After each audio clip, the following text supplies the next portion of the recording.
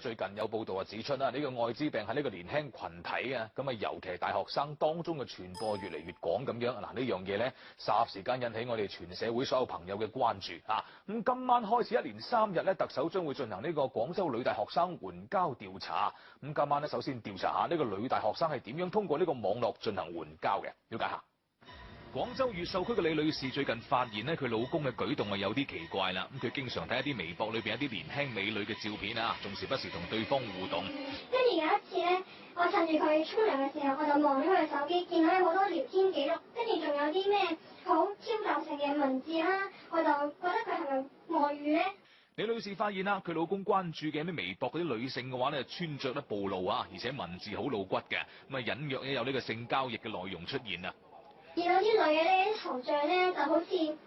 係一般都係生得好靚女啦，跟住咧又咩大胸啦咁樣，跟住呢啲文字咧就描述得好仔細，跟住又寫埋晒啲咩幾錢一晚啊，跟住有咩服務啊咁樣，我哋睇落去都覺得話好唔舒服啊咁樣。根據李女士嘅提議咧，特首喺微博上邊咧輸入咗呢個廣州 YJ， 就出現咗好多咁樣嘅微博啦。微博內容咧大部分都係做得好暴露啊，性感嘅女性嘅生活照片，咁甚至仲有自拍嘅視頻啊。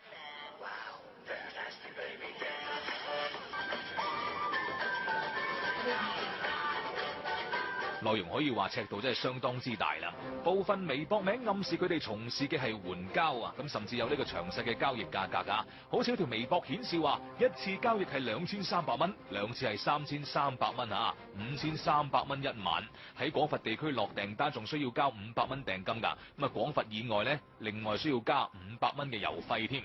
啲靚妹仔好似都年紀好細啊，我就懷疑佢哋係咪學生咯。跟住有一次我就自己上咗微博咁樣睇一下，就發現好多係寫住話係大學生，我就覺得咁後生做啲咩唔好啊，做啲咁嘅嘢。援交即係援助交際，20世紀90年代初源於呢日本嘅，咁最初指呢個少女為咗獲得金錢而答應同男士約會啊，咁然而呢，即係而家已經成為咗啲少女賣春嘅代名詞㗎啦。為咗吸引粉絲增加人氣啊，廣州啲女女呢唔單止喺呢個微博嘅顯要位置呢寫明自己嘅身高啊、體重啊、年齡啊、三圍啊，咁啊仲有自己呢就讀嘅大學嘅名，有嘅女女呢仲會上傳同客人交易嘅截圖，咁有嘅仲會通過呢個語音同啲 fans 互動添噃。哥哥中午好，食咗飯未啊？特首隨意揀咗幾個女女嘅微博，喺呢個交流當中咧，對方承認自己係學生嚟㗎嚇，咁啊年紀最輕嘅先18歲，咁佢哋咧表示可以進行性交易，價錢係1500到5000蚊不等㗎。咁啊，究竟呢啲女女係咪存在呢個援交嘅情況呢？呢個群體有幾龐大咁呢？嗱，特首聽日會約一啲女女進行呢個面對面嘅交流，進一步挖掘佢哋背後嘅故事啊！